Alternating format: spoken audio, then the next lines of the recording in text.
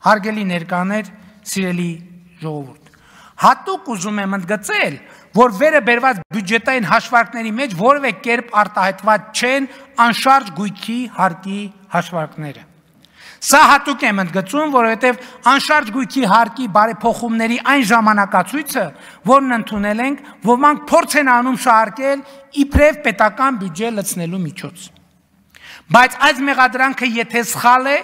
սխալ է, միայն մասամբ, որովհետև այո, հարկը բյուջե լցնելու միջոց է, բայց անշարժ գույքի հարկը համայնքային բյուջե լցնելու եւ ոչ թե պետական բյուջե։ Կրկնում եմ, անշարժ գույքի հարկից ոչ մի լումա չի մտնում պետական բյուջե, այլ բացառապես համայնքային բյուջեներ եւ պետք է հպարտությամբ ընդգծեմ, որ 2024 թվականին 2017 թվականի համեմատ Հայաստանի Հանրապետության համայնքների բյուջեները եռապատկվել են։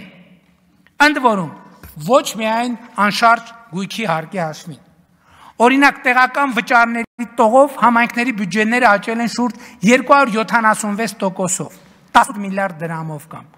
այլ եկամուտներ տողով շուրջ 344%-ով կամ 8 միլիարդ 386 միլիոն դրամով։ Համայնքների բյուջեների էական աճ արձանագրվել է բոլոր տողերով։ Իսկ ինչ է տեղի ունեցել անշարժ գույքի հարկի հետ։ Այո, ավելի քան կրկնապատկվել են անշարժ գույքի հարկից եկամուտները մտնելով համայնքային բյուջեներ։ Վերադառնալով անշարժ գույքի այդքան քննարկված եւ քննադատված հարկի նոր դրույքաչափերին, պիտի ընդգծեմ, որ իրականացված փոփոխությունները հիմնականում ծանրացել են 100 միլիոն դրամ եւ ավելի արժեք ունեցող, այսինքն միջինից էականորեն բարձր գին ունեցող գույքերի վրա։ Խնդրում եմ Այն ինչ որ հիմա կասեմ հատուկ ուշադրություն դարձրեք։ Մեր երկրում 100 միլիոն դրամ եւ ավելի արժեք ունեցող գույքերը ընդհանուր գույքերի մեջ, բոլոր գույքերի մեջ 100 միլիոն եւ ավելի դրամ արժեք ունեցող 0.62%-ն են։ Պատկերացրեք, մեր երկրում եղած գույքերի 0.62%-ն է, որոնց արժեքը 100 միլիոն դրամ եւ ավելի է։ Բայց այդ 0.62%-ը մեր կատարած բարեփոխումների արդյունքում վճարում է անշարժ գույքի հարկի 42.7%-ը։ 0.62%-ը վճարում է 42.7%-ը։ Հիմա աղմուկը իմացաք որտեղից է։ Ուշադրություն դարձրեք, հանրապետության անշարժ գույքերի 0.62%-ը վճարում է անշարժ գույքի հարկի 42.7%-ը։ Ասել է, թե անշարժ գույքի հարկի համակարգի մեր իրականացրած բարեփոխումները առնվազն մի էական մասով նույնպես տեղավորվում են թալանածը վերադարձնելու տրամաբանության մեջ, որովհետև հարկերի ծանրակշիռ մասը վճարում են հարուստները, այդ թվում ապօրինի կերպով հարուստ դարձածները։ Ապա եւ չմոռանանք, թե ինչ տեղի ունեցավ, երբ 2019 թվականին մենք որոշում կայացրեցինք եռաչափ 23, 28 եւ 36% եկամտային հարկը հարթեցնելու եւ համընդհանուր 20% եկամտային հարկ սահմանելու վերաբերյալ։ Այդ ժամանակ այսօր դահլիճում ազգային ժողովի ընդդիմադիր հատվածում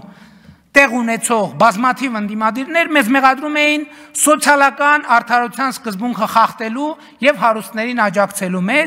մեջ, ինչին ի պատասխան մենք ասում ենք, որ հարստության լավագույն չափանիշը ոչ թե աշխատավարձն է, այլ անշարժ գույքը, եւ անշարժ գույքի հարկով մենք կկարողանանք կարգավորել առաջադրվող խնդիրը, ինչը ահա փաստացի իմ ասած վիճակագրությամբ ցույց տվեց, որ այդ բարեփոխումը ուղիղ 10-ին է խփել։ Շատ կարևորում եմ, որ մեր սիրելի հայրենակիցները այս նրբությունը տարբերակեն։ Անշարժ գույքի հարկերը մտնում են բացառապես համայնքային բյուջեներ, իսկ համայնքային բյուջեները պետք է ծախսվեն բացառապես քաղաքացու բակի, փողոցի, անմիջական միջավայրի բարեկարգման վրա։ Այսինքն անշարժ գույքի հարկը առավել ևս այն դեպքն է, երբ ասում են, որ այդ հարկը քաղաքացիները իրենց են վճարում աջ գրպանից ձախ գրպան տեղափոխելով։ եւ այդ գումարները ծախսելու մասին որոշումները կայացնում են իրենց ընտրած ավագանիները, որը քաղաքացիներին ամենամոտ գտնվող ինստիտուտն ու մարմինն է։ Բայց սա դեռ ամբողջը չէ։ Մեկնարկել է ամեն տարվա հետ ընդլայնվելու է համայնքների մասնակցային բյուջետավորման ծրագիրը, երբ քաղաքացիները ուղիղ կերպով կարող են որոշել, թե համայնքի համար որ նախագծերն են առաջնահերթ։ Քաղաքացիները կարող են առաջ քաշել սեփական գաղափարներ իրենց համայնքներում, իրենց կյանքը ավելի լավը դարձնելու համար եւ որոշում կայացնել այդ ծրագիրը ֆինանսավորելու եւ իրականացնելու մասին։ Մասնակցային բյուջետավորման այս համակարգը դեռևս ֆինանսավորվում է պետական բյուջեից եւ 2024 թվականի 4 համայնքների համար նախատեսված 500 միլիոնի փոխարեն 2025 թվականի պետական բյուջեից այդ նպատակով հատկացվել է 1 միլիարդ դրամ 21 համայնքների համար։ Եվ այս ամենը գործնական արտահայտումն են այն բանի, որ պետական եւ համայնքային բյուջեներին վճարումներ անելով քաղաքացին կրկին ինքը իրեն բացառապես ինքը իրեն է վճարում եւ հենց այս ընկալումով է անցնում պետության եւ ապապետության միջև սահմանը։ Այսինքն պետության եւ ապապետության միջև սահմանը անցնում է քաղաքացու համայնքին կամ պետական բյուջեին վճարած հարկի նկատմամբ ունեցած վերաբերմունքով։ Այդ վերաբերմունքն է ցույց տալիս, թե ինչա պետական մտածողություն, թե ինչա ապապետական մտածողություն։ Ընդհանրապես Հայաստանում կառավարության հասցեին եւ ոչ միայն հիմա մի մեղադրանք կա, որի մասին քիչ առաջ ակնարկեցի, որը абսուրդ է իր էությամբ, абսուրդների абսուրդը, կառավարությանը մեղադրել պետական կամ համայնքային բյուջեները լցնելու մեջ։ Նշանակում է լավ չպատկերացնել յուրաքանչյուր քաղաքացու բարեկեցության աղբյուրը եւ բանաձևը։ Նշանակում է կառավարությանը մեղադրել բյուջեն լցնելու ուղղությամբ ջան գործադրելու մեջ, նշանակում է կառավարությանը մեղադրել քաղաքացու համար բարեկեցություն կառուցելու մեջ։ Ասել եմ եւ կրկին ասում եմ, Հայաստանի Հանրապետության ոչ մի ընտանիք, ոչ մի իր բարեկեցության համար ավելի մեծ ծախս չի անում, չի կարող անել պարզապես, քան դա անում են տեղական եւ համայնքային բյուջեները։ Եվ պետական ու համայնքային բյուջեների մեծությունն ու չափն են արտահայտում յուրաքանչյուր քաղաքացու, բառից բուն իմաստով յուրաքանչյուր քաղաքացու բարեկեցության աստիճանը։ Բյուջեով է որոշվում, ասա երկրի բյուջեն ինչքան է, ասեմ ոնց ես ապրում դու, ասա համայնքային բյուջեն ինչքան է, ասեմ ոնց ես ապրում դու։ Քաղաքացու լավ կամ վատ ապրելու չափանիշը ոչ միայն այն է, թե որքան է ինքը անձամբ վաստակում, այլև այն, թե որքան է ինքը անձամբ հակ վճարում պետական եւ համայնքային բյուջե։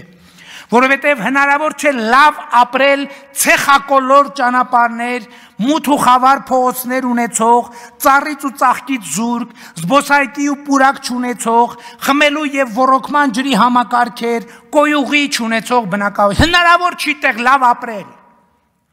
Իսկ այդպիսի բնակավայրերը, այսպիսի իրավիճակ ունեցող թաղամասերը Երևանում, Գյումրիում, Վանաձորում, այն խոշոր քաղաքներում հազարավոր են, հազարավոր։ Կապ չունի շաբաթը քանի անգամ ես մսով ճաշ ուտում։ Եթե ապրում ես այդպիսի ամբարիկարգ միջավայրում, ուրեմն աղքատ ես։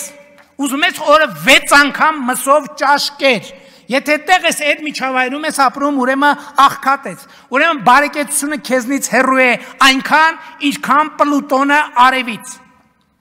Կարելի է շաբաթը ոչ մի անգամ մսով ճաշ չուտել ու լինել շատ ավելի բարեկեցիկ համայնքում ունենալով կամ թաղամասում, լավ դպրոց, մանկապարտեզ, բարեկարգված փողոց ու զբոսայգի, բարեկարգ ու լուսավոր փողոց եւ այլն եւ այսպես շարունակ։ Ինչ խոսք, մարդը չի կարող ապրել առանց հացի եւ առանց հացի հնարավոր չի ապրել, հացի կարևորությունը ոչ ոք չի կարող թերագնահատել։ Իսկ կան արդյոք Հայաստանում ընտանիքներ, ովքեր հաց չունեն հենց հիմա, հենց այսօր։ Ցավոք կան։ Ինչ անենք ուրեմն։ Միթե մենք կարող ենք անտարբեր լինել այդ մարդկանց նկատմամբ։ Չենք կարող։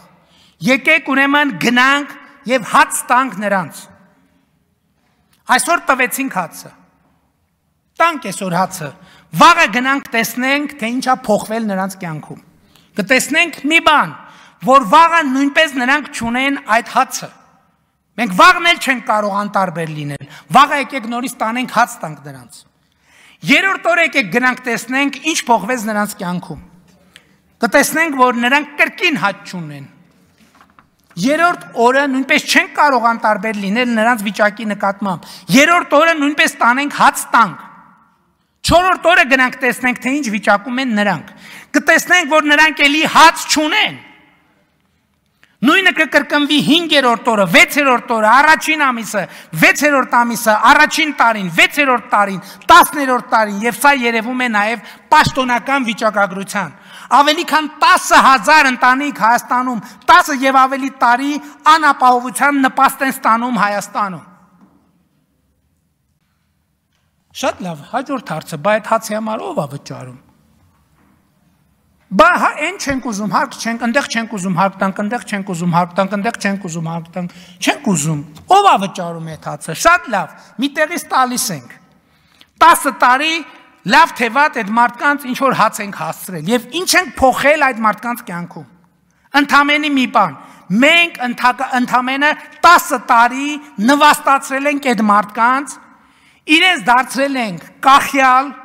եւ աղքատությունը նրանց համար պետական մակարդակով դարձրել ենք մտածողություն, ապրելակերպ, հոգեբանություն եւ նրանց երեխաներին դատապարտել ենք աղքատ լինելու ճակատագրին։ Եվ ես հպարտ եմ, որ քաղաքական կամք է ցուցաբերել այս կառավարությունը եւ այս քաղաքական մեծամասնությունը անապահովության գնահատման եւ աղքատության համակարգ նոր համակարգ ներդնելով, երբ մենք մարդուն այո հաց տալիս ենք, բայց միայն այնքան ժամանակ, երբ համոզվում ենք, որ նա բավարար ջանք է գործադրում եւ մենք էլ բավարար ջանք ենք գործադրում, որ նա սեփական հացը վաստակելու հնարավորություն, կարողություն, գիտելիք, կրթություն եւ հմտություն ունենա։ Իսկ երբ կրթության եւ աշխատանքի միջոցով այդ ջանքերը գործադրում է մարդը, մեր տված հացի կարիքը չի ունենում, այլ միջավայրի, բարեկարգ բնակավայրի, փողոցի, բակի իր վաստակած թեկուզ քիչ հացով բարեկեցիկ կյանք վարելու հնարավորություն է ակնկալում մեզնից։ Սա է մեր քաղաքականությունը եւ մեր ռազմավարությունը եւ սա ճիշտ ռազմավարություն է եւ արժանապատիվ ռազմավարություն է։